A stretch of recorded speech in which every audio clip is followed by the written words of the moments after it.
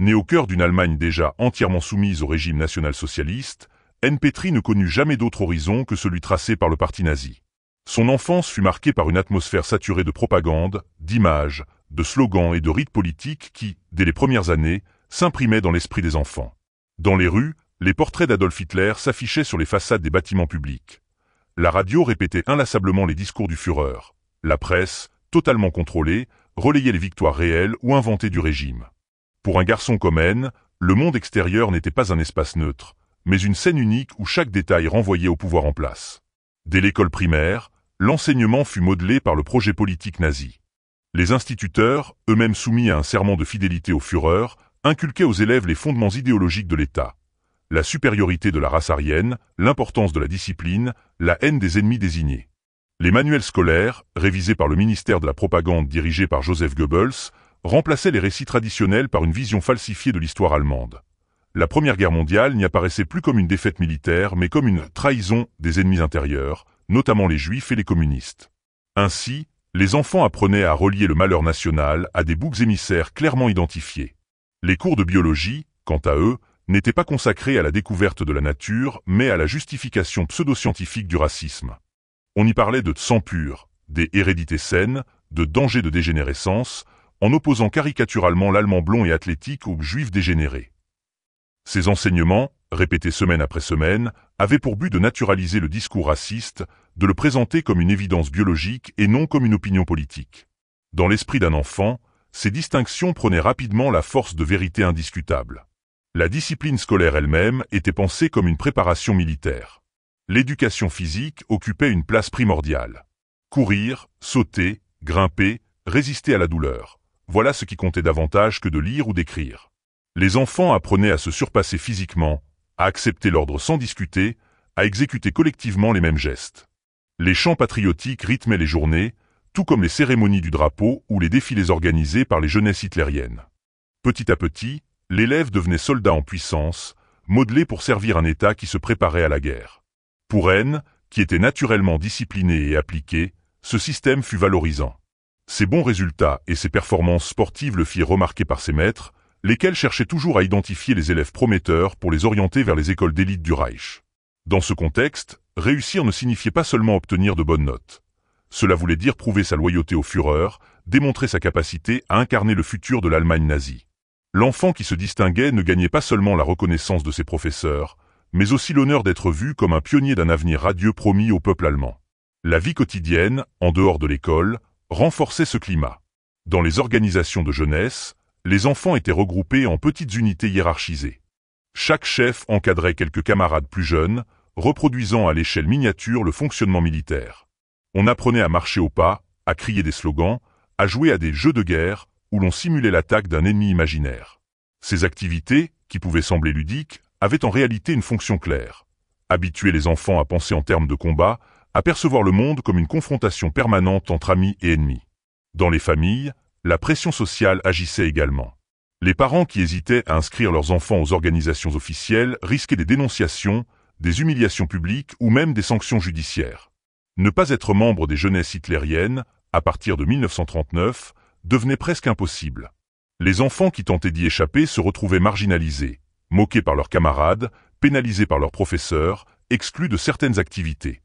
Pour N, qui voyait dans la participation un moyen de briller et d'obtenir des récompenses, il n'eut jamais de doute. Il s'investit pleinement dans ce système qui semblait lui ouvrir les portes d'une réussite certaine. On pourrait croire, vu de l'extérieur, que ces enfants percevaient la contradiction entre leur innocence et la brutalité du régime. Mais la logique totalitaire ne laissait aucun espace de recul. Lorsqu'un enfant entend chaque jour que son peuple est menacé, que seule la force peut le sauver, et que le Führer est la providence incarnée, il n'a pas les moyens de distinguer la propagande de la vérité.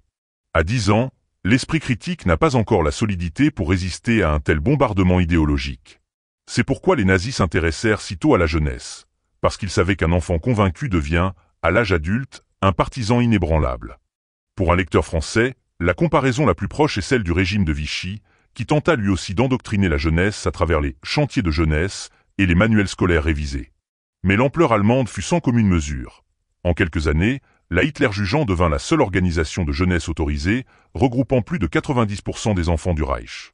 L'État nazi parvint ainsi à modeler presque toute une génération, la privant d'alternative, l'empêchant de découvrir d'autres valeurs que celles du national-socialisme. Dans ce contexte, l'histoire d'Anne Petry n'est pas celle d'un enfant exceptionnel, mais celle d'un destin typique. Comme beaucoup de ses camarades, il grandit dans un monde clos, sans autre horizon que la victoire promise du Reich millénaire.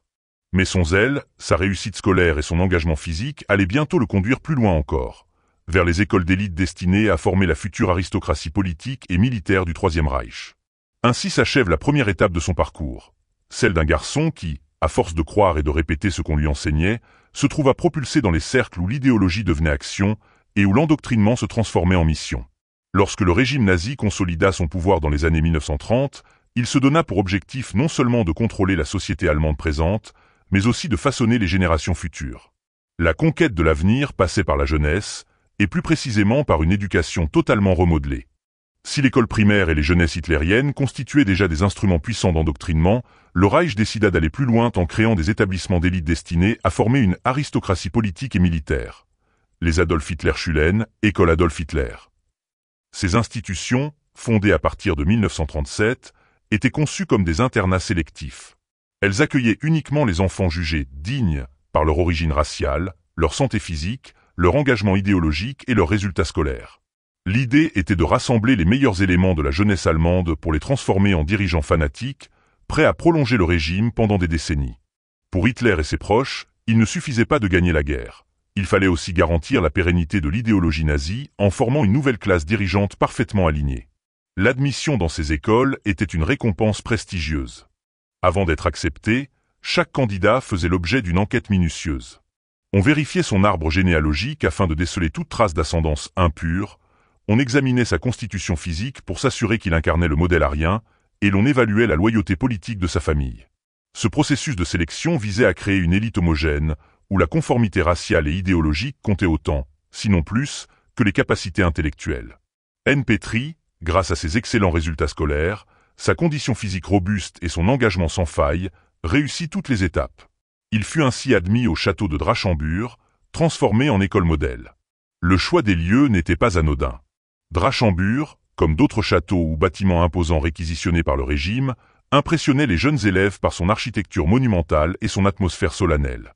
L'environnement lui-même devait rappeler la grandeur passée et future de l'Allemagne. Les couloirs décorés d'aigles, les drapeaux à croix gammée, les bustes du Führer, tout contribuait à instiller un sentiment de fierté et d'obéissance. Le programme scolaire, en apparence classique, était profondément marqué par l'idéologie. On y enseignait les mathématiques, la physique, la littérature ou l'histoire, mais chaque discipline était orientée vers un objectif politique. En histoire, les élèves étudiaient la grandeur de l'Empire germanique et la prétendue humiliation du traité de Versailles pour nourrir leur sentiment de revanche. En biologie, on insistait sur les théories raciales et hygiène eugénistes. En littérature, les textes valorisant le courage, la loyauté et l'esprit guerrier étaient privilégiés, tandis que les auteurs considérés comme dégénérés, souvent juifs, marxistes ou modernes, étaient bannis. L'éducation physique tenait une place centrale. Chaque journée commençait et se terminait par des exercices militaires. Marche au pas, parcours d'obstacles, entraînement au maniement des armes factices. La fatigue physique était considérée comme un moyen d'endurcir les corps et de forger des esprits résistants à la douleur. Le but était de créer des jeunes gens solides, capables de supporter les privations et les épreuves de la guerre. Les professeurs rappelaient sans cesse que l'avenir de l'Allemagne dépendait de leur force, de leur discipline et de leur dévouement. Mais l'enseignement le plus important n'était pas académique, c'était l'endoctrinement idéologique. Les Adolf Hitler-Schulen fonctionnaient comme de véritables laboratoires de propagande. Les élèves assistaient à des conférences où l'on leur expliquait les fondements du national-socialisme. On leur faisait lire des passages de Mein Kampf et des textes exaltant le sacrifice pour la patrie. On leur répétait que le Führer était l'incarnation vivante du destin allemand, que la race aryenne devait dominer le monde et que les ennemis intérieurs et extérieurs, juifs, communistes, slaves, démocratie occidentale, menaçaient constamment leur peuple. Les jeunes étaient également encouragés à se surveiller mutuellement. La délation devenait une pratique valorisée. Rapporter les paroles critiques d'un camarade, dénoncer un comportement jugé faible ou douteux était considéré comme une preuve de loyauté. Cette culture de la méfiance forgeait des élèves capables de sacrifier l'amitié à l'idéologie, condition essentielle pour devenir les futurs cadres d'un État totalitaire. Pour les adolescents comme N, ces années d'internat furent une étape décisive. Ils y perdirent une partie de leur individualité et de leur autonomie intellectuelle, mais gagnèrent la conviction d'appartenir à une élite supérieure. On leur faisait sentir qu'ils n'étaient pas des enfants ordinaires, mais des élus chargés d'un destin historique. Ce sentiment de mission exaltante les poussait à accepter des sacrifices, à refouler leurs doutes et à se préparer à servir jusqu'à la mort. En France, une telle organisation n'a pas d'équivalent exact, mais on peut la comparer, par contraste, aux écoles créées sous le régime de Vichy pour encadrer la jeunesse, comme les chantiers de jeunesse. Cependant, l'ampleur et la cohérence du système allemand dépassaient de loin les expériences françaises. Les Adolf Hitler-Schulen représentaient une véritable tentative de créer un ordre nouveau, où les enfants devenaient les porteurs d'un projet de domination mondiale. Ce dispositif illustre la logique totalitaire. Contrôler non seulement les actes, mais aussi les pensées, non seulement la société présente, mais aussi l'avenir. Former une élite fanatique, c'était s'assurer que même en cas de défaite militaire, l'idéologie survivrait dans les esprits. C'est précisément ce qui fit d'Henn Petrie un candidat idéal pour des missions plus risquées. Lorsque l'Allemagne commença à vaciller en 1945, les autorités régionales virent en lui un jeune homme capable de prolonger la lutte par d'autres moyens. Ainsi, l'école de Drachenburg ne fut pas seulement un lieu d'apprentissage. Ce fut le creuset où l'enfant appliqué se transforma en militant convaincu. De là découle le paradoxe tragique. Le même système qui valorisa son intelligence et sa discipline allait bientôt l'envoyer dans une mission désespérée, vouée à l'échec, et qui devait sceller son destin. Au début de l'année 1945, l'Allemagne hitlérienne se trouve au bord de l'effondrement. À l'Est, l'Armée rouge a repris l'initiative depuis Stalingrad et avance inexorablement vers Berlin. À l'Ouest, les Anglo-Américains, après avoir libéré la France, franchissent la frontière allemande et se préparent à traverser le Rhin. Dans ce contexte d'agonie militaire, les dirigeants nazis cherchent désespérément une stratégie qui puisse prolonger la lutte. C'est alors qu'émerge un projet aussi ambitieux qu'illusoire, l'organisation Werwolf, destinée à mener une guerre clandestine derrière les lignes alliées. Le nom choisi, qui signifie littéralement « homme-loup », ne doit rien au hasard. Il renvoie à la figure mythologique du loup-garou, à la fois terrifiante et insaisissable, symbole d'une force sauvage capable de surgir dans l'ombre. Pour les stratèges nazis, ce terme devait incarner l'idée d'une résistance souterraine, invisible, prête à frapper l'ennemi par surprise. Le Werwolf devait fonctionner comme les partisans en Yougoslavie, en Italie ou en France. Saboter les infrastructures, assassiner les collaborateurs des Alliés, semer la peur et l'incertitude dans les territoires occupés. La direction de ce projet fut confiée à Heinrich Himmler, chef tout-puissant de la SS, et à des officiers convaincus que la guerre ne se terminerait pas avec la capitulation de l'armée régulière. Leur rêve était de transformer l'Allemagne entière en un champ de bataille clandestin, où chaque village, chaque forêt, chaque ruine deviendrait une base pour harceler l'occupant. Dans leur esprit, même si le Reich devait disparaître officiellement, l'idéologie survivrait grâce à ces combattants de l'ombre, perpétuant la guerre sans fin. Mais entre le rêve et la réalité, l'écart était immense. Le Werwolf ne disposait pas des moyens matériels nécessaires.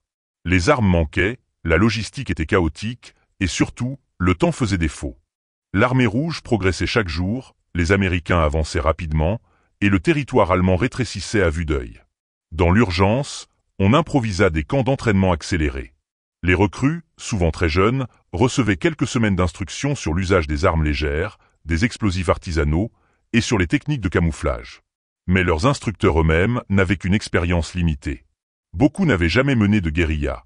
Certains n'avaient connu que les manœuvres militaires conventionnelles. Henn Petrie, âgé de 16 ans, fut l'une de ces recrues. Repéré à l'école Adolf Hitler pour sa discipline et son enthousiasme, il incarnait le profil idéal, jeune, malléable, fanatiquement loyal au Führer. Pour lui, intégrer le Werwolf était moins une contrainte qu'un honneur. On lui présentait cette mission comme une chance de défendre la patrie jusque dans ses derniers instants. L'idée séduisait ces adolescents qui, depuis l'enfance, avaient appris que mourir pour l'Allemagne était la plus noble des destinées. La formation de Henn se déroula entre janvier et février 1945. En l'espace de quelques semaines, il apprit à manier un pistolet, à tirer au fusil, à fabriquer des charges explosives rudimentaires. Les exercices consistaient à ramper dans les bois, à tendre des embuscades simulées, à s'entraîner à poser des pièges. Mais tout cela restait théorique et superficiel. La précipitation ne permettait pas de transformer ces jeunes en véritables guérilleros. Leur savoir-faire était limité, leurs gestes maladroits, leur expérience inexistante. En vérité, leur principal atout résidait dans leur ferveur idéologique, une conviction absolue que l'Allemagne devait être défendue coûte que coûte. Le Werwolf s'appuyait donc davantage sur le fanatisme que sur la compétence. Les dirigeants nazis espéraient que la peur psychologique que cette organisation susciterait compenserait ses faiblesses. De fait, les Alliés, informés de son existence, prirent la menace au sérieux. Il redoutait une guérilla qui aurait pu transformer l'occupation de l'Allemagne en cauchemar interminable, comme ce fut le cas en Yougoslavie ou en URSS. La propagande nazie amplifia cet effet de terreur. Des affiches, des émissions de radio, des tracts circulaient pour glorifier les loups, prêts à surgir dans les ténèbres. On y décrivait de jeunes héros qui, armés seulement de leur courage, abattaient des officiers ennemis, dynamitaient des ponts, faisaient trembler les occupants. En réalité, la plupart de ces récits étaient exagérés, voire totalement inventés. Mais ils contribuaient à maintenir un climat d'incertitude. Même si le werewolf n'avait pas la force d'une armée régulière, il devenait une arme psychologique. L'ennemi devait toujours craindre d'être observé, espionné, attaqué par une main invisible. Pour N et ses camarades, cette propagande renforçait leur sentiment d'importance. Ils n'étaient plus de simples adolescents, ils devenaient les gardiens de l'honneur national, les derniers défenseurs d'un Reich vacillant. Leur mission prenait un caractère mystique, incarner l'esprit du loup, insaisissable, indomptable, prêt à mourir mais jamais à se soumettre. Dans la pratique, le werewolf connut quelques actions spectaculaires. L'une des plus célèbres fut l'assassinat de Franz Oppenhoff, maire d'Aix-la-Chapelle, nommé par les Américains pour administrer la ville occupée.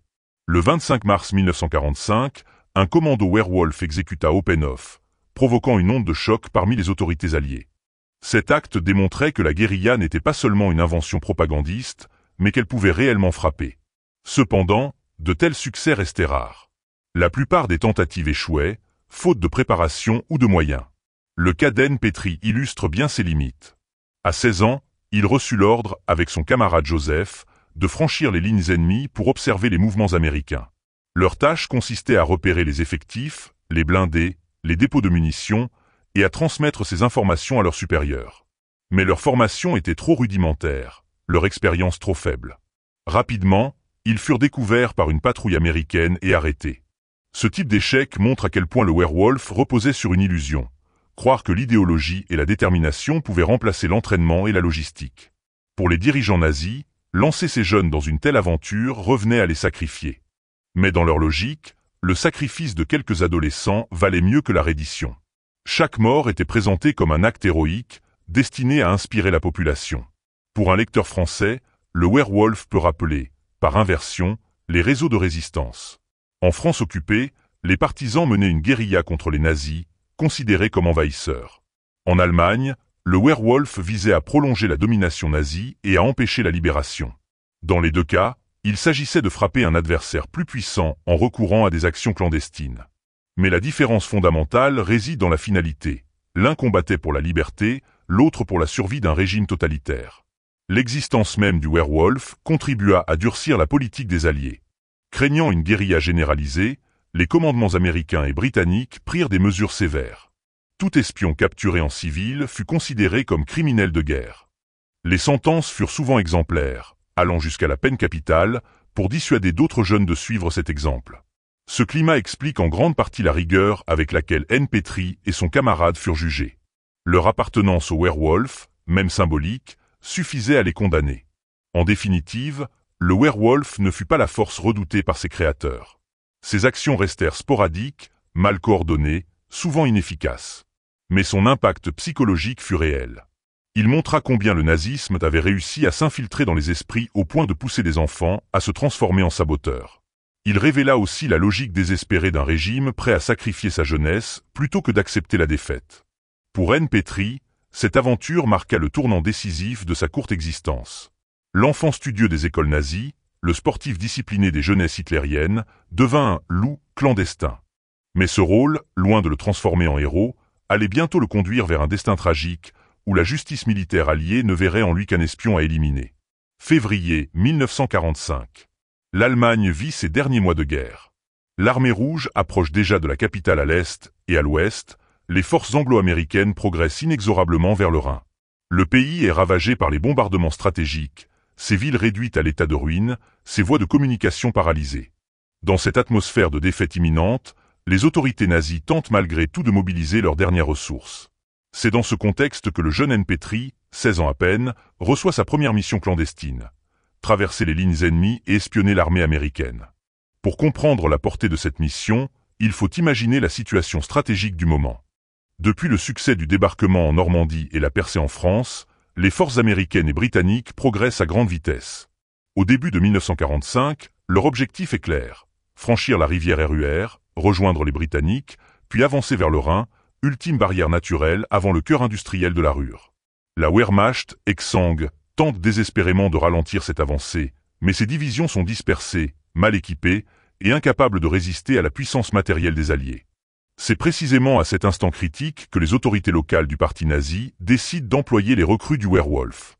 On leur confie des missions de reconnaissance et de sabotage censées freiner l'ennemi, ou du moins lui causer une insécurité constante. N. Petrie et son camarade Joseph, âgés de 17 ans, sont choisis pour une tâche périlleuse. Se faufiler derrière les lignes américaines afin d'évaluer la taille des troupes, la quantité de blindés et la logistique. Ce type d'opération, en apparence modeste, revêt en réalité une grande importance tactique. Disposer d'informations fiables peut influencer la stratégie défensive. Pour ces deux adolescents, l'ordre donné n'apparaît pas comme un fardeau, mais comme une chance de prouver leur courage. Ils ont été élevés dans l'idée que chaque sacrifice pour la patrie est noble, que mourir pour l'Allemagne équivaut à atteindre une forme de gloire éternelle.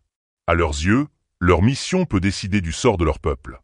Ils se perçoivent comme les héritiers d'une longue tradition de soldats allemands, appelés à défendre la nation contre des envahisseurs brutaux.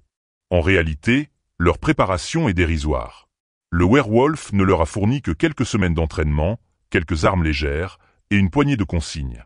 Ils n'ont jamais combattu sur un véritable champ de bataille, jamais connu le feu. Leur inexpérience les condamne à l'avance. Mais à 16 ou 17 ans, grisés par l'idéologie, ils ne doutent pas. Ils croient sincèrement que leur engagement peut inverser le cours des choses.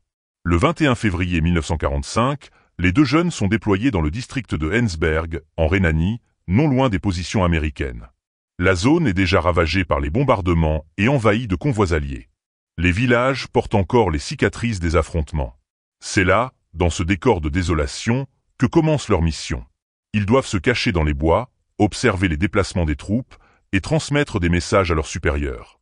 On peut imaginer leur état d'esprit, un mélange d'excitation et de terreur.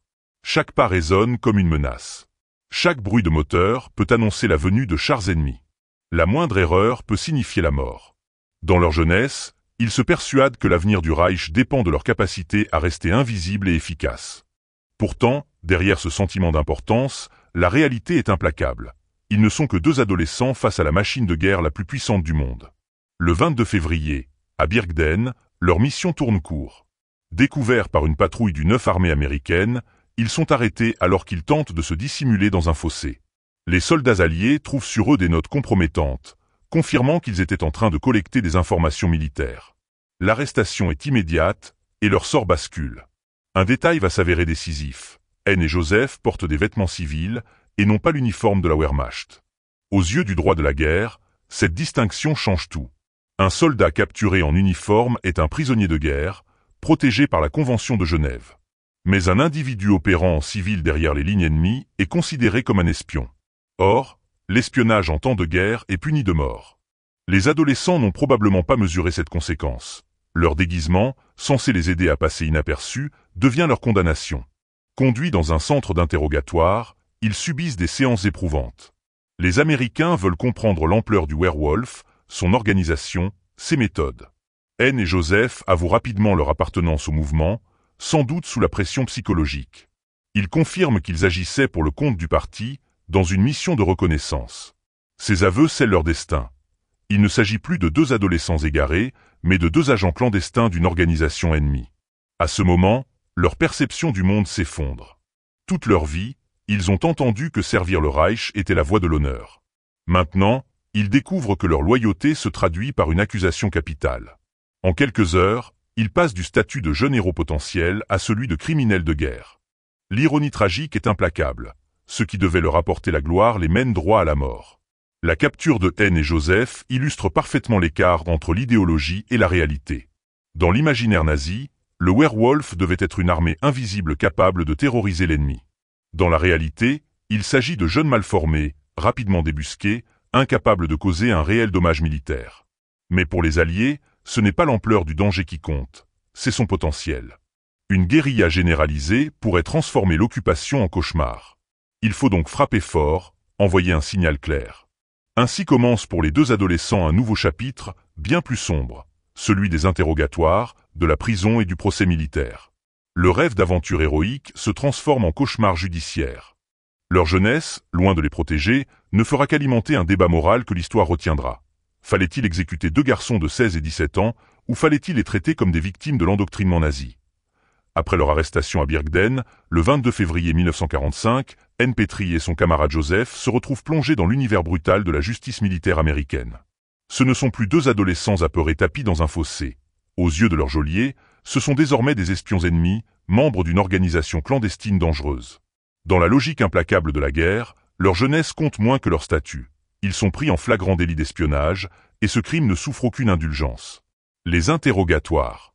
Dès leur transfert, les 2 garçons sont soumis à de longues séances d'interrogatoire. Les officiers américains cherchent à comprendre l'ampleur du mouvement Werewolf. Combien sont-ils? Où se trouve leur base? Quels sont leurs objectifs exacts? Ont-ils déjà planifié des sabotages ou des assassinats contre les forces alliées? Pour les États-Unis, il est vital de mesurer la menace. Si le Werewolf est une armée fantôme prête à surgir, l'occupation de l'Allemagne risque de tourner au cauchemar. Les méthodes employées ne sont pas nécessairement violentes, mais elles reposent sur une pression psychologique intense. Privés de repères, effrayés par l'idée d'être exécutés, N et Joseph finissent par avouer ce qu'on leur demande.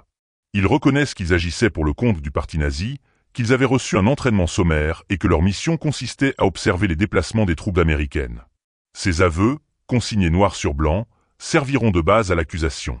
Dans l'esprit des adolescents, ces confessions ne sont pas forcément synonymes de condamnation. Peut-être imaginent-ils que la franchise leur vaudra une certaine clémence. Mais du point de vue américain, elle constitue une preuve irréfutable. Ils n'étaient pas de simples civils pris au hasard, mais bien des agents clandestins envoyés pour espionner. La détention. Après les interrogatoires, les 2 jeunes sont transférés à la prison d'Aix-la-Chapelle, à Caen, un bâtiment déjà saturé de prisonniers allemands capturés sur le front. Là, dans les cellules froides et surpeuplées, ils attendent que leur sort soit fixé.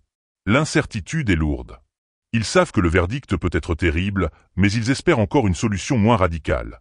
L'internement jusqu'à la fin de la guerre, peut-être même un renvoi vers un camp de prisonniers classiques. Durant ces semaines de détention, N écrit à sa famille.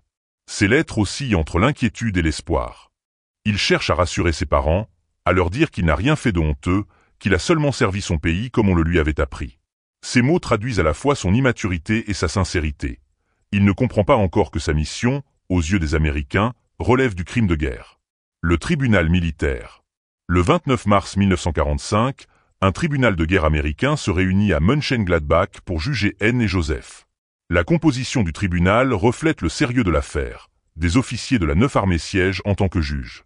Le procès est rapide, mais conforme aux procédures militaires en vigueur.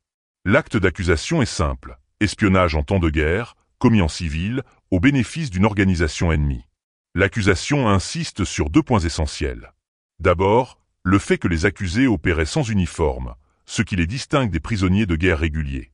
Ensuite, leur appartenance au Werewolf, présentée comme une organisation terroriste nazie. Ces 2 éléments suffisent, dans le contexte, à justifier la peine capitale. La défense, assurée par un avocat commis d'office, tente de plaider les circonstances atténuantes. Il met en avant l'âge des prévenus, 16 et 17 ans, leur absence de véritable formation militaire, et le fait qu'ils n'avaient causé aucun dommage effectif aux troupes alliées. L'argument central est qu'ils sont avant tout des victimes d'endoctrinement, des enfants manipulés par un régime totalitaire. Mais le tribunal n'est pas sensible à ces plaidoyers. Les juges considèrent qu'il ne s'agit pas de juger la psychologie des accusés, mais leurs actes. Or, les faits sont établis. Ils ont franchi les lignes ennemies en civil, recueilli des informations militaires et tenté de les transmettre. Ces éléments constituent un cas d'espionnage caractérisé, dont la sanction prévue est la mort. La sentence. À l'issue des délibérations, la sentence tombe. N. Petrie et Joseph sont condamnés à mort par fusillade. Le verdict est approuvé à la majorité des 2/3 du tribunal, comme l'exige la procédure. Dans la salle, le silence est pesant.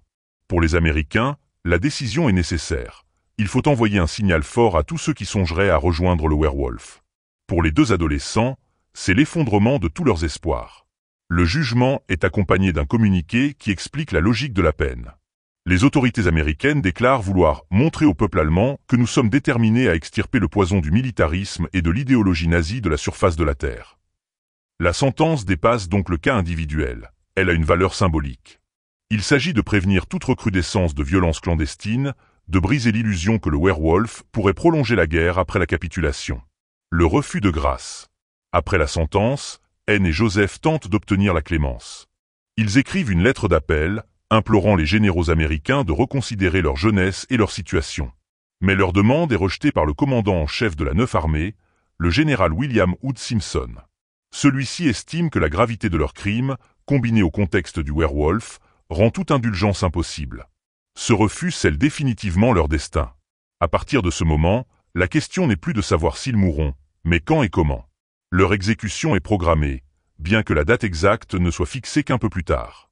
En attendant, ils demeurent incarcérés, entretenant l'espoir ténu d'un revirement qui ne viendra jamais. Une décision politique. Il faut souligner que la condamnation de N et Joseph n'est pas seulement une décision judiciaire, mais aussi politique. À ce moment précis, les Alliés redoutent une insurrection généralisée du werewolf. Quelques jours avant le verdict, un commando clandestin a assassiné le maire d'Aix-la-Chapelle.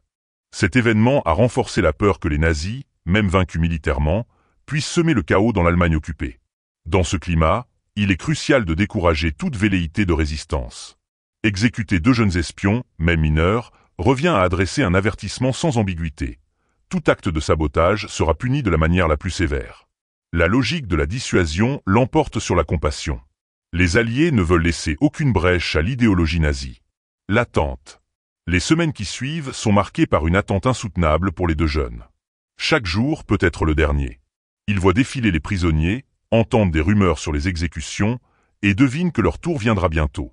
Elle écrit une dernière lettre à ses parents, leur demandant de ne pas avoir honte de lui, mais d'être fier qu'il ait servi son pays. On y lit une sincérité naïve, mais aussi une incompréhension tragique. Il ne distingue pas le patriotisme de l'endoctrinement qui l'a mené à la mort-point après des semaines d'attente dans leur cellule glaciale. N. Petrie et son camarade Joseph voient enfin se préciser le calendrier de leur exécution. La sentence de mort, prononcée par le tribunal militaire américain le 29 mars 1945, doit être appliquée le 15 juin de la même année, à Brunsbüttel. Le temps écoulé entre le jugement et l'exécution n'est pas une simple lenteur administrative. Il reflète les hésitations des autorités alliées et l'importance symbolique que prend cette affaire dans un contexte où la guerre touche à sa fin. L'Allemagne a officiellement capitulé le 8 mai, mais le werewolf inquiète encore, et les Américains veulent frapper fort pour signifier que toute résistance clandestine sera écrasée sans pitié. Le poids de l'attente. Pour 2 adolescents de 16 et 17 ans, l'attente de la mort est une épreuve psychologique insoutenable. N tente de se raccrocher à l'écriture. Quelques heures avant son exécution, il rédige une lettre d'adieu à ses parents et à son jeune frère Oscar. Ce document, conservé par sa famille pendant des décennies, est bouleversant. On y lit la voix d'un garçon qui se sait condamné, mais qui cherche encore à donner un sens à son sacrifice. « Ne soyez pas honteux de moi, écrira-t-il, soyez fiers. J'ai fait ce que je croyais juste pour ma patrie. » Ces mots, d'une sincérité poignante, révèlent à la fois l'innocence et l'endoctrinement. N ne distingue pas la différence entre servir un pays et se sacrifier pour un régime criminel. Dans ses phrases, on perçoit aussi l'amour pour sa famille. Il exhorte son frère cadet à soutenir leurs parents, à rester courageux, à comprendre un jour ce qu'il a fait. Il croit laisser un « héritage de loyauté et d'honneur », sans mesurer que l'histoire jugera son geste autrement. Pour les Alliés, il n'est pas un martyr patriotique, mais un saboteur qu'il faut éliminer. Joseph, de son côté, reste plus discret. Peu de traces écrites de ses derniers jours subsistent, mais les témoins racontent qu'il affronta son sort avec une étonnante résolution.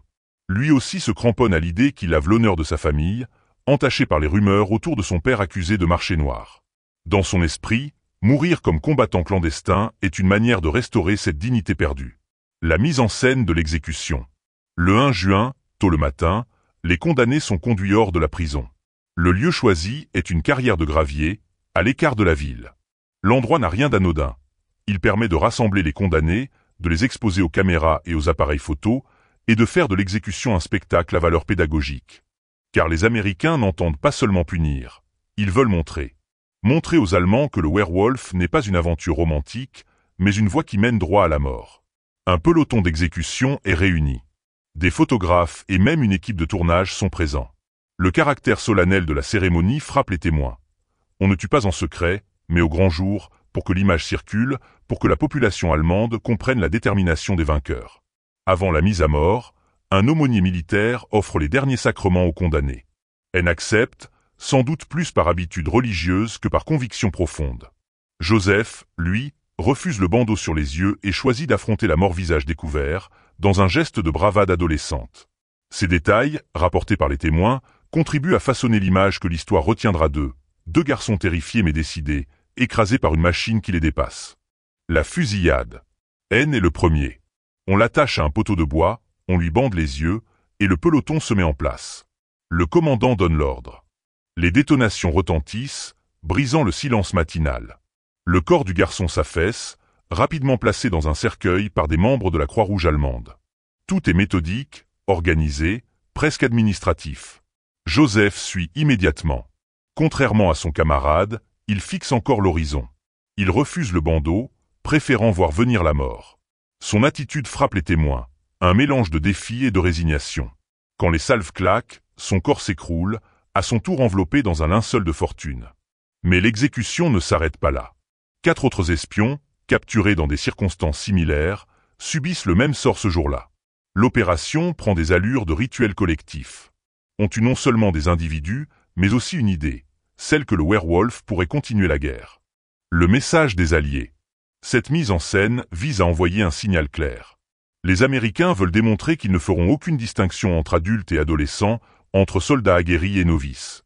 Quiconque participe à des actions clandestines sera traité comme un criminel de guerre. Le message est brutal, mais il s'inscrit dans une logique de dissuasion. Les Alliés savent que des milliers de jeunes, embrigadés par la Hitler jugeant, pourraient être tentés de rejoindre la guérilla.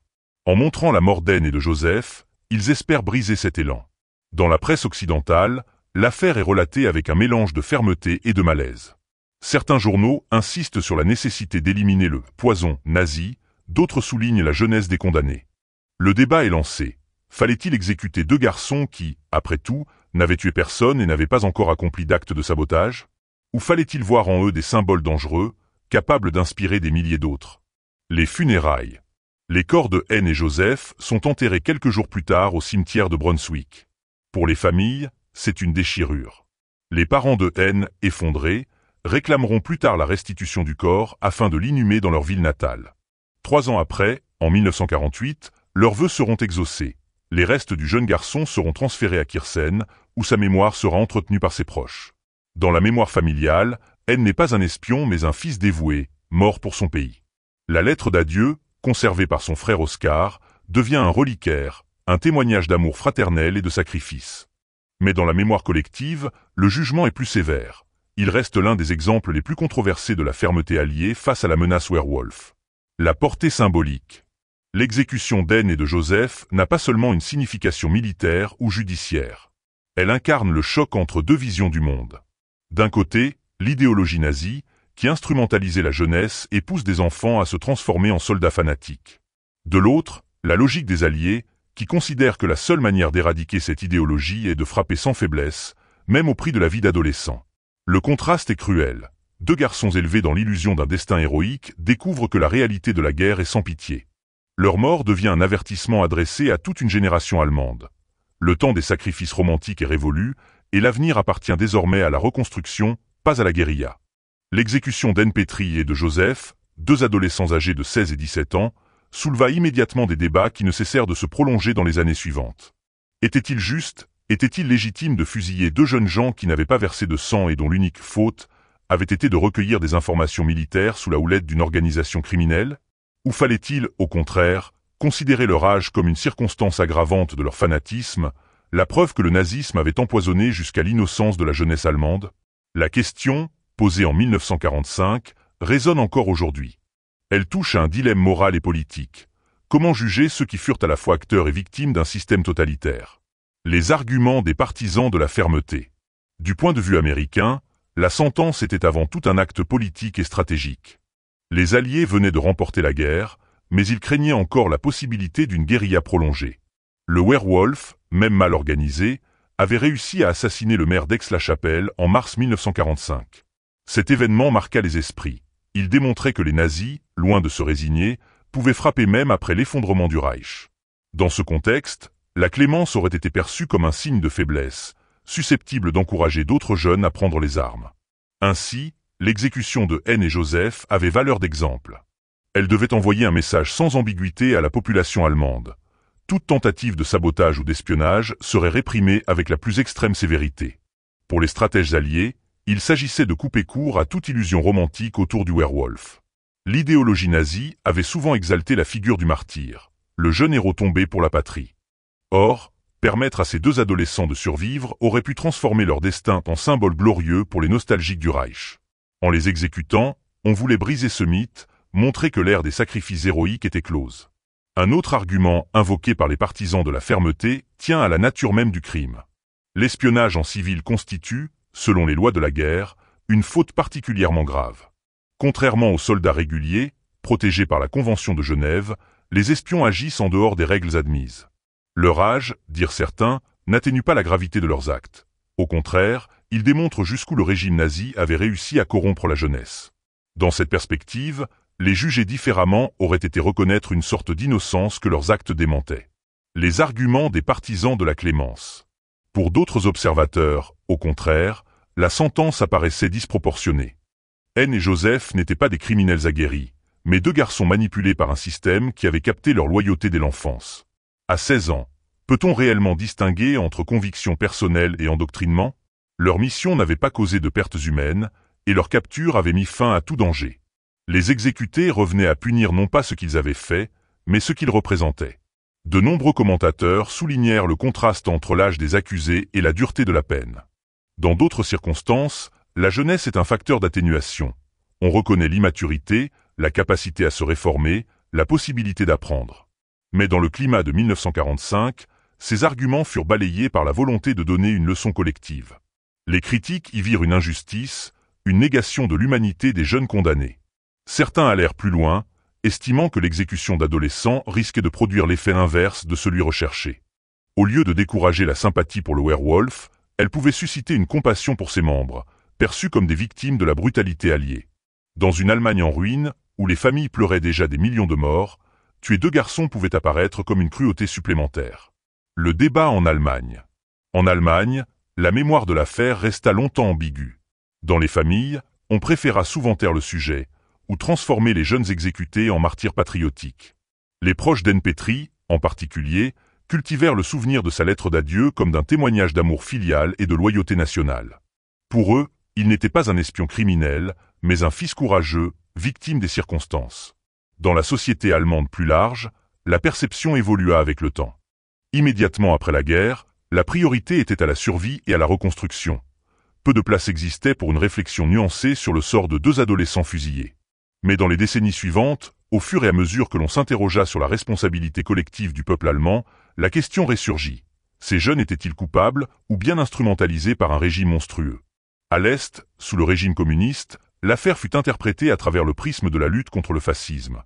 Les jeunes werewolves étaient présentés comme des criminels fanatiques, preuve de la corruption morale du nazisme. À l'Ouest, dans la République fédérale, le ton était plus mesuré. On reconnaissait la brutalité du jugement, tout en admettant que le contexte militaire pouvait l'expliquer. Le parallèle avec la France. Pour un public français, l'histoire d'Anne et de Joseph fait inévitablement écho à notre propre expérience de l'épuration. Après la libération, la France fut confrontée au dilemme de juger ceux qui avaient collaboré avec l'occupant. Devait-on punir sévèrement, pour rendre justice aux victimes, ou montrer de la clémence, pour reconstruire une société déchirée? Les tribunaux d'exception français prononcèrent plusieurs milliers de condamnations à mort, dont certaines concernaient des hommes et des femmes jeunes, parfois très jeunes, impliqués dans la milice ou dans des dénonciations. Là aussi, le débat fut vif. Fallait-il voir en eux des criminels conscients, ou des instruments d'un régime qui les avait séduits ou contraints? La comparaison éclaire le cas allemand. Partout, les sociétés confrontées à la sortie du totalitarisme hésitent entre justice exemplaire et pardon nécessaire. Une mémoire divisée. Aujourd'hui encore, les historiens divergent. Certains estiment que la fermeté alliée fut indispensable. Sans elle, le werewolf aurait pu semer le chaos et coûter des milliers de vies supplémentaires. D'autres jugent que l'exécution de deux adolescents reste une tâche morale, un épisode révélateur de l'aveuglement qui peut saisir même les vainqueurs. Dans la mémoire publique, Anne Petrie et Joseph ne sont ni totalement des héros, ni totalement des criminels. Ils incarnent surtout l'ambiguïté d'une génération volée, des enfants façonnés pour devenir des soldats, sacrifiés par un régime qui n'hésita pas à les envoyer à la mort, puis écrasés par des vainqueurs qui refusèrent de voir leur jeunesse comme une circonstance atténuante. Une question universelle. Au-delà du cas particulier, cette affaire soulève une interrogation universelle. Comment juger des mineurs impliqués dans des crimes de guerre? Doit-on appliquer la même rigueur qu'aux adultes, au nom de la dissuasion et de la justice, ou bien reconnaître leurs conditions de victimes d'endoctrinement?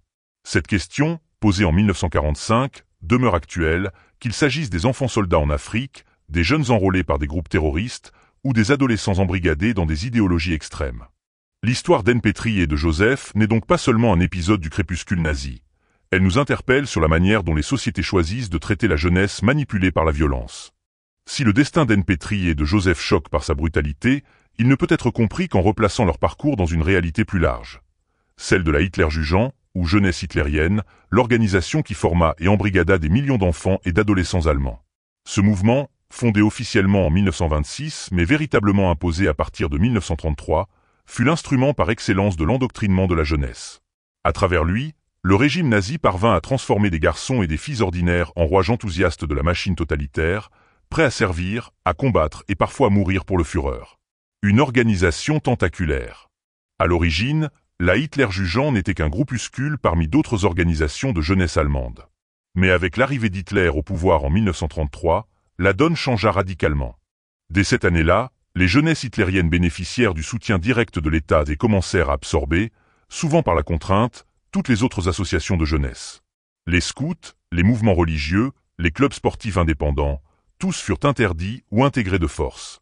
À partir de 1936, l'adhésion devint pratiquement obligatoire, et en 1939, elle fut rendue légale et contraignante pour tous les garçons âgés de 10 à 18 ans.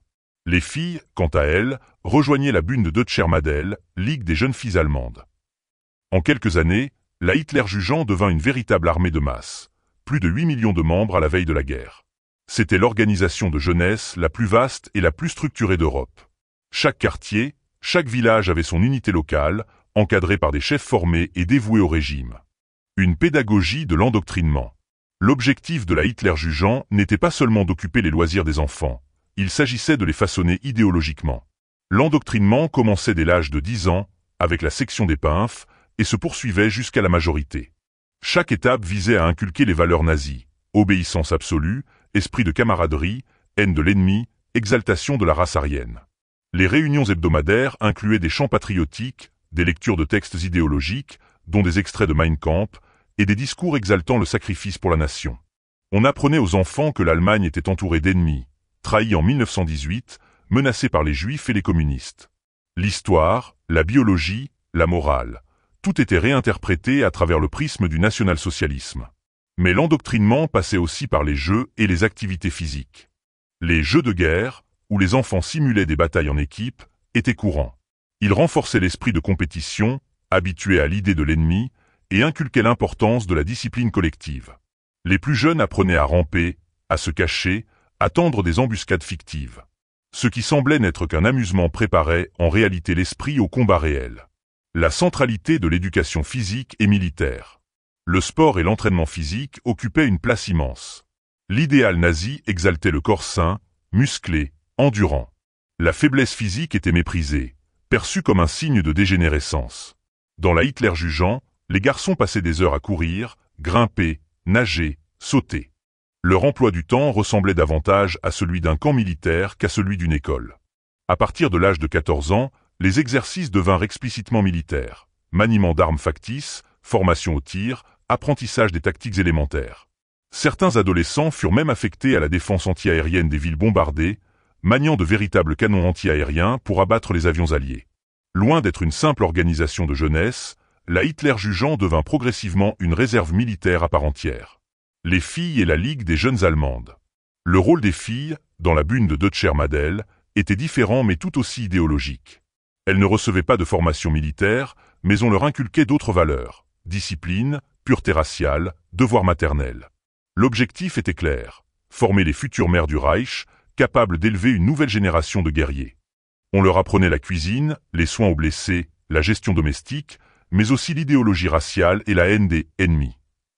Le corps féminin devait être sain, apte à enfanter, et entièrement dévoué à la cause nationale-socialiste. Le passage à la guerre totale. Au début, les membres de la Hitler-Jugend accomplissaient surtout des tâches de soutien, collecte de matériaux, aide aux blessés, distribution de courriers. Mais à mesure que la guerre s'enlisait et que les pertes allemandes s'accumulaient, leur rôle devint de plus en plus combatif. En 1943, Hitler ordonna la création d'unités militaires composées exclusivement de jeunes issus de la Hitler-Jugend. La plus célèbre fut la 12 Panzerdivision SS Hitler-Jugend, formée de garçons de 17 ou 18 ans, placés sous le commandement d'officiers SS aguerris. Cette division participa à la bataille de Normandie en juin 1944, où elle fit preuve d'une férocité étonnante. Les jeunes soldats, fanatiquement dévoués, attaquèrent les Canadiens et les Britanniques avec une témérité suicidaire. Mais leur inexpérience les condamna. En quelques semaines, la division perdit plus de la moitié de ses effectifs. Leur engagement fut également entaché de crimes de guerre. En Normandie, des prisonniers canadiens furent sommairement exécutés par de jeunes SS de la Hitler-Jugend, parfois âgés de moins de 19 ans. Ces massacres, notamment celui de l'abbaye d'Ardennes, choquèrent profondément les Alliés et renforcèrent l'image d'une jeunesse fanatisée, capable des pires atrocités. Le sacrifice des enfants. À mesure que la guerre approchait de sa fin, le régime nazi jeta dans la bataille des adolescents de plus en plus jeunes. En 1945, lors de la bataille de Berlin, des garçons de 14 ans, parfois même de 12, furent armés de Panzerfaust et envoyés contre les chars soviétiques. Certains avaient encore la voix d'enfants, mais furent contraints de mourir en combattant. Les témoignages soviétiques relatent la stupeur des soldats en découvrant ces adversaires juvéniles, mais aussi leur détermination implacable. Dans cette logique, la frontière entre enfance et âge adulte s'effaça. Pour le régime, il n'y avait plus de civils, seulement des combattants potentiels. La Hitler-Jugend devint ainsi le symbole de la guerre totale, où même les enfants étaient transformés en instruments de mort. Le regard des Alliés. Face à ces jeunes soldats, les Alliés adoptèrent une position ferme. Qu'ils aient 16, 17 ou 18 ans, ils furent traités comme des combattants à part entière. Les ordres étaient clairs, aucune indulgence. Derrière chaque uniforme de la Hitler-Jugend pouvait se cacher un ennemi prêt à tuer sans pitié. Cette logique explique pourquoi des adolescents comme N et Joseph ne bénéficièrent d'aucune circonstance atténuante lors de leur procès. Ils incarnaient cette jeunesse fanatisée, perçue comme aussi dangereuse qu'un soldat adulte. Une génération perdue. En définitive, la Hitler-Jugend transforma une génération entière. Des millions d'enfants furent privés d'une enfance normale, de lectures innocentes, de jeux spontanés. À la place, on leur offrit des marches militaires, des discours de haine, des exercices de tir. Beaucoup périrent sur les champs de bataille, d'autres furent brisés psychologiquement. Ceux qui survécurent durent, après 1945, affronter la dure réalité. Ils avaient été dupés, utilisés, sacrifiés par un régime qui les avait instrumentalisés. Pour N. Petrie et Joseph, ce destin prit la forme la plus tragique. Embrigadés dès l'enfance, transformés en espions adolescents, exécutés comme criminels de guerre. Leur histoire est l'illustration extrême de ce qu'a produit la Hitler-Jugend.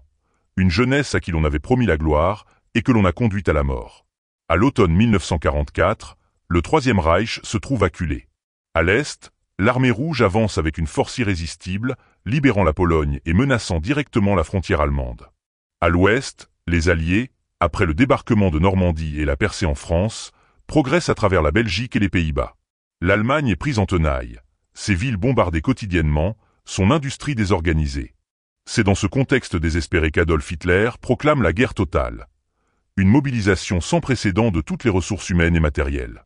Le Volkssturm, une armée de la dernière chance. Le 18 octobre 1944, Goebbels annonce officiellement la création du Volkssturm, littéralement la tempête du peuple. Cette milice doit rassembler tous les hommes allemands âgés de 16 à 60 ans qui ne sont pas déjà engagés dans l'armée régulière. L'idée est simple, transformer chaque citoyen en combattant potentiel afin de dresser une ultime barrière contre l'invasion. Dans les faits, le Volkssturm se compose d'un mélange hétéroclite, adolescents de la Hitler-Jugend, vieillards usés par le travail ou les séquelles de la Première Guerre mondiale, fonctionnaires, ouvriers, parfois même des hommes malades ou infirmes. Le régime ne cherche plus des soldats d'élite, mais de la chair à canon. L'uniforme est sommaire, souvent improvisé à partir de vêtements civils, et les armes sont disparates. Vieux fusils, Panzerfaust, lance-roquettes antichargetables, grenades. L'entraînement, quand il existe, se réduit à quelques jours de manœuvres rudimentaires. Pour Hitler, cette mobilisation illustre la volonté inébranlable du peuple allemand. Dans son discours, chaque homme, chaque adolescent doit incarner l'esprit du sacrifice. Mais pour les observateurs, le spectacle est tragique. Une armée de fortune, composée de jeunes à peine pubères et de vieillards tremblants, envoyés contre les blindés alliés. Les jeunes du Volkssturm. La présence d'adolescents dans le Volkssturm frappe particulièrement les témoins de l'époque. Beaucoup ont à peine 16 ans, parfois même moins, mais sont enrôlés de force. Certains se présentent volontairement, galvanisés par la propagande. D'autres sont contraints, sous peine d'arrestation ou d'exécution. Dans les dernières semaines de la guerre, il n'est pas rare de voir des enfants de 13 ou 14 ans armés d'un Panzerfaust, embusqués dans les ruines pour tirer sur un char soviétique ou américain. Ces jeunes combattants, déjà conditionnés par la Hitler jugeant, représentent l'ultime ressource d'un régime aux abois. On leur répète qu'ils sont les héritiers des chevaliers germaniques, que leur sacrifice permettra de sauver l'Allemagne. Mais la réalité est brutale. La plupart d'entre eux meurent dès leurs premiers engagements, incapables de résister à la puissance de feu ennemie. Les témoignages alliés rapportent la stupeur des soldats en découvrant des cadavres d'adolescents parmi les défenseurs. Certains officiers expriment de la compassion, d'autres rappellent froidement les ordres. Traiter tout combattant comme un ennemi, quel que soit son âge. Cette logique contribue à expliquer pourquoi les adolescents espions, comme NPtri, ne bénéficient d'aucune indulgence. Dans la perspective alliée, ils ne sont pas des enfants innocents, mais les soldats d'un régime fanatique. La bataille de Berlin. L'exemple le plus dramatique de cette mobilisation totale est la bataille de Berlin, en avril-mai 1945. Alors que l'armée rouge encercle la capitale, Hitler ordonne une défense acharnée, jusqu'au dernier homme. Dans les rues en ruine, les divisions régulières côtoient des unités du Volkssturm et de la Hitler jugeant. Des adolescents de 15 ou 16 ans se retrouvent en première ligne, armés de Panzerfaust, embusqués dans des immeubles détruits pour tirer sur les chars soviétiques. Les récits des survivants montrent l'extrême fanatisme inculqué à ces jeunes. Beaucoup refusent de se rendre, même lorsqu'ils sont encerclés. Certains préfèrent se suicider plutôt que d'être capturés. D'autres combattent jusqu'à la dernière cartouche, persuadés que leur sacrifice sera honoré dans un Reich éternel. En réalité, ils ne font que prolonger inutilement l'agonie d'un régime condamné. Pour les soviétiques, ces jeunes combattants ne suscitent guère de pitié. La mémoire des atrocités nazies en URSS nourrit un désir de vengeance. Qu'ils aient 16 ans ou 40, les défenseurs sont traités de la même manière, comme des ennemis à abattre.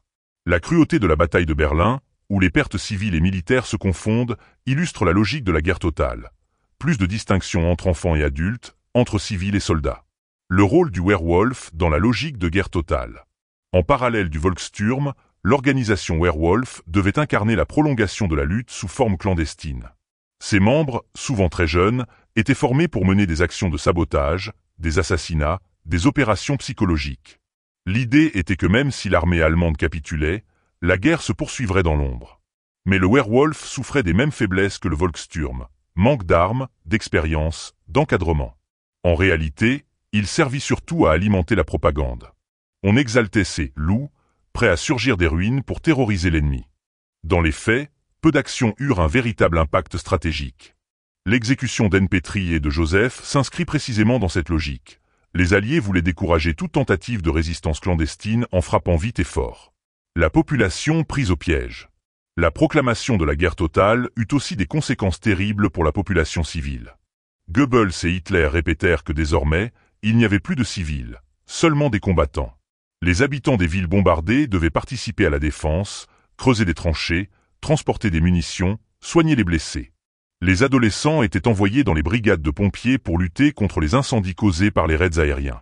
Les femmes étaient mobilisées dans les usines pour remplacer les ouvriers partis au front.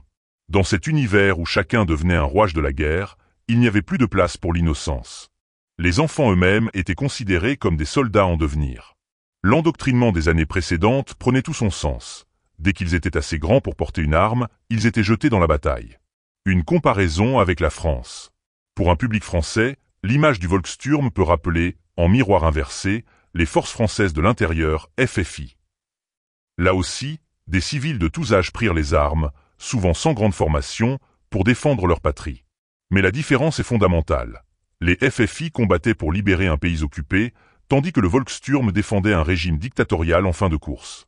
Cette comparaison souligne l'ambiguïté morale des jeunes Allemands enrôlés, courageux sans doute, mais au service d'une cause indéfendable. Le prix de la guerre totale. Au final, la proclamation de la guerre totale et la mobilisation du Volkssturm ne changèrent pas l'issue du conflit. L'Allemagne capitula le 8 mai 1945, écrasée par la supériorité militaire des Alliés et de l'URSS. Mais le prix humain fut effroyable. Des dizaines de milliers d'adolescents et de vieillards sacrifiés inutilement, envoyés contre des chars et des avions qu'ils ne pouvaient vaincre. Dans ce chaos, des destins individuels comme celui d'NPtri apparaissent comme exemplaires. Un enfant conditionné dès l'école, transformé en espion par le Werwolf, jugé et exécuté comme criminel de guerre. Sa vie illustre à quel point la logique de guerre totale efface toutes les distinctions. Entre civils et soldats, entre adultes et adolescents, entre victimes et coupables. Le 8 mai 1945, l'Allemagne capitule sans condition. Le Troisième Reich s'effondre, Hitler est mort, et le pays se retrouve occupé par les armées alliées. Mais la défaite militaire ne signifie pas la fin du nazisme. Dans les esprits, dans les habitudes, dans les institutions, l'idéologie a laissé des traces profondes. Pour les vainqueurs, un immense chantier s'impose, éradiquer le national-socialisme et reconstruire une société démocratique. Ce processus, connu sous le nom de dénazification, marque une étape décisive dans l'histoire allemande et éclaire le destin de toute une génération sacrifiée, dont N. Petry et Joseph furent des symboles tragiques. Les objectifs de la dénazification. Dès la capitulation, les Alliés définissent 4 objectifs principaux pour l'Allemagne occupée: démilitarisation, dénazification, démocratisation et décentralisation. Le nazisme n'est pas seulement considéré comme un parti politique vaincu, mais comme un virus idéologique qu'il faut extirper à la racine. Concrètement, cela signifie dissoudre toutes les organisations nazies, y compris la Hitlerjugend et la SS. Juger les principaux responsables lors de procès publics, Nuremberg, puis d'autres tribunaux. Écarter des postes de responsabilité toute personne ayant activement soutenu le régime. Rééduquer la population, en particulier les jeunes, pour les arracher à l'endoctrinement. La jeunesse face à son passé. La Hitlerjugend comptait encore des millions de membres en 1945. Pour ces adolescents, la défaite représente un choc existentiel. Depuis leur enfance, ils avaient entendu que l'Allemagne était invincible, que Hitler était un sauveur providentiel, que leur sacrifice assurerait 1000 ans de gloire. En quelques semaines, toutes ces certitudes s'écroulent. Les Alliés comprennent rapidement que cette jeunesse est à la fois dangereuse et victime. Dangereuse, car elle a été façonnée pour obéir aveuglément, pour haïr les ennemis, pour se sacrifier sans réfléchir. Mais aussi victime, car elle n'a connu que la propagande, sans alternative. Les autorités alliées décident donc de combiner répression et rééducation. Les jeunes impliqués dans des crimes graves, assassinats, tortures, exécutions sommaires, sont parfois jugés. Mais la plupart bénéficient de mesures pédagogiques. Dans de nombreuses villes, on organise des projections de films sur les camps de concentration et d'extermination. On oblige les adolescents à regarder les charniers de Buchenwald, les fours crématoires d'Auschwitz, les corps émaciés de Dachau. L'objectif est clair: confronter la jeunesse aux crimes du régime qu'elle a servi. Beaucoup réagissent par le déni, d'autres par l'effondrement. Certains prennent conscience brutalement qu'ils ont été trompés, manipulés, instrumentalisés. Le retour à l'école et la reconstruction intellectuelle. La rééducation passe aussi par la réforme scolaire. Les manuels de l'époque nazie sont supprimés, remplacés par de nouveaux programmes valorisant la démocratie, la pensée critique et les droits de l'homme. Des enseignants compromis avec le régime sont écartés, même si, par nécessité, beaucoup sont ensuite réintégrés faute de personnel. Pour les jeunes, le retour à une scolarité normale est difficile. Après des années de marche militaire, de camps de jeunesse, de lectures idéologiques, ils découvrent l'histoire, la philosophie, la littérature dans un autre cadre. Certains sont en retard. À 16 ou 17 ans, beaucoup savent à peine lire couramment, tant leur éducation avait privilégié l'endoctrinement au détriment des savoirs fondamentaux. Les Alliés encouragent aussi la création de clubs, de mouvements scouts, d'associations sportives indépendantes, afin d'offrir aux adolescents des espaces d'expression libérés de la propagande. Il s'agit de réapprendre la liberté, l'initiative, la responsabilité individuelle. Le rôle de la justice. La dénazification inclut également les procès. Les plus connus sont ceux de Nuremberg, 1945 à 1946, où les grands dignitaires nazis, Göring, Ribbentrop, Keitel, etc., sont jugés pour crimes de guerre et crimes contre l'humanité. Mais des milliers d'autres procès se tiennent dans toute l'Allemagne, visant des responsables locaux, des fonctionnaires, des officiers de la SS, parfois des enseignants ou des juges. La question de la jeunesse y occupe une place particulière. Les adolescents comme N et Joseph, exécutés en 1945, ne sont pas jugés après coup, leur sort a déjà été scellé. Mais pour les survivants de la Hitlerjugend, la justice hésite. Faut-il les considérer comme complices ou comme victimes? Dans la plupart des cas, on choisit de ne pas poursuivre pénalement les mineurs, sauf en cas de crimes avérés. On privilégie la réintégration, en insistant sur la nécessité d'assumer le passé. Les mémoires contradictoires. Dans les familles, le souvenir des adolescents morts pour le Reich demeure douloureux. Beaucoup de parents préfèrent les voir comme des martyrs, non comme des fanatiques. La lettre d'N. Petry à sa famille illustre cette ambiguïté. Ces mots d'amour filial peuvent être interprétés comme une preuve de loyauté sincère, mais aussi comme le produit d'un conditionnement idéologique. Dans la mémoire collective allemande, ces histoires restent longtemps tabous. Dans les années 1950, la priorité est la reconstruction économique, pas l'examen du passé. Ce n'est qu'à partir des années 1960 à 1970 que la société allemande commence à regarder en face le rôle de la Hitler jugeant et la responsabilité de toute une génération. Des anciens membres témoignent, certains pour raconter leur fanatisme, d'autres pour exprimer leur repentance. Le contraste est frappant. Certains continuent à défendre leur engagement comme une preuve de patriotisme, d'autres dénoncent l'endoctrinement qui leur a volé leur jeunesse. Lessons universelles. Au-delà du cas allemand, l'histoire de la Hitler jugeant et du werewolf soulève une question universelle. Comment protéger les enfants contre l'embrigadement idéologique? Le nazisme a montré qu'un régime totalitaire pouvait, en quelques années, transformer des millions d'enfants en soldats obéissants, prêts à mourir ou à tuer pour une cause criminelle. Aujourd'hui encore, la question reste d'actualité. Dans plusieurs régions du monde, des groupes armés enrôlent des enfants soldats. Qu'ils soient utilisés en Afrique, en Asie ou au Moyen-Orient, ces jeunes connaissent un destin comparable à celui d'Ann Petry.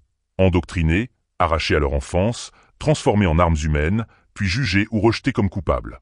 L'exemple allemand rappelle que ces enfants sont d'abord des victimes, même s'ils deviennent parfois auteurs de crimes. Le rôle de l'éducation. La principale leçon tirée de cette période est l'importance de l'éducation.